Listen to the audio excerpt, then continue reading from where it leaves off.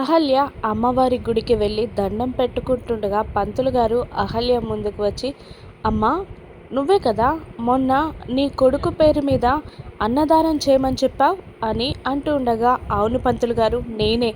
చేస్తున్నారా అని అహల్య అడుగుతుండగా, చేస్తున్నానమ్మా.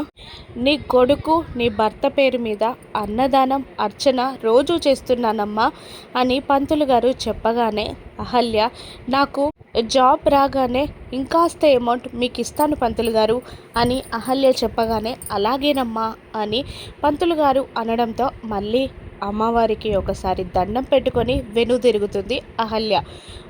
కొడుకు మీద గౌతమ్ మీద బెంగతో దిగులుగా నడుస్తున్న అహల్య ఎదురుగా ఉన్న వాళ్ళని చూసి షాక్ అవుతుంది.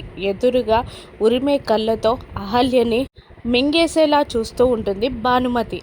ఏంటే, నువ్వింకా వెళ్ళిపోలేదా? ఇక్కడే చచ్చావా? నిన్ను వెళ్ళిపోమ్మని చెప్పాను కదా. ఇంకా ఈ చుట్టుపక్కలే ఉంటూ ఇంకా ఏం చెయ్యాలి అనుకుంటున్నావు?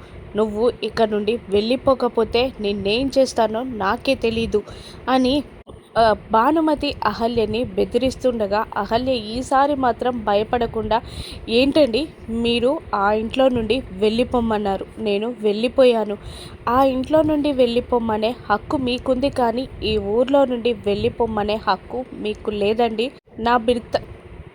నా భర్తకి నా కొడుక్కి నా అవసరం లేదు. నేను లేకున్నా వాళ్ళు బాగానే ఉంటారన్న నమ్మకం నాకొచ్చినప్పుడు నేను ఈ ఊరి నుండి వెళ్ళిపోతానండి అని అహల్య భానుమతికి ఎదురు తిరిగి మాట్లాడుతుండగా, భానుమతి ఉరిమే కళ్ళతో అహల్యని చూస్తూ ఉంటుంది. కానీ అహల్య మాటల్లో కానీ ప్రవర్తనలో కానీ ఏమాత్రం మార్పు రాకుండా భయపడకుండా సమాధానాలు చెప్తూ ఉంటుంది భానుమతికి.